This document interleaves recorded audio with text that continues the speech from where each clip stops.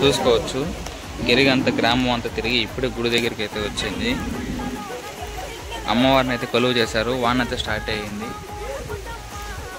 గంగమ్మ అయితే ఊర్లోకి అయితే ఎంటర్ అయిపోయింది. ఇంతసేపు అయితే ఎండ అయితే భయంకరంగా కాసింది. ఇప్పుడైతే వాన అయితే స్టార్ట్ అవుతుంది. అయితే అమ్మవారి కథ అయితే చెప్తారు.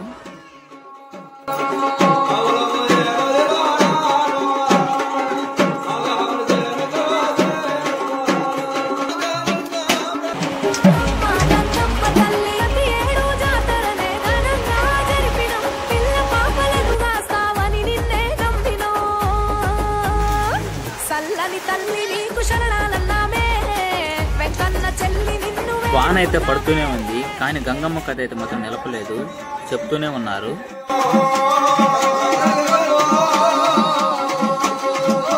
చాలా అంటే చాలా బాగా అయితే చెప్పారు. ఇప్పుడు ఈ కథ అయిన వెంటనే నెక్స్ట్ వచ్చి అదే ఫస్ట్ రోజు బియ్యం కొలతేసి ఒక కుండలు అయితే వేస్తారు. వాటిని అరవేని దొత్తులు అంటారు. వాటిలో వేస్తారు.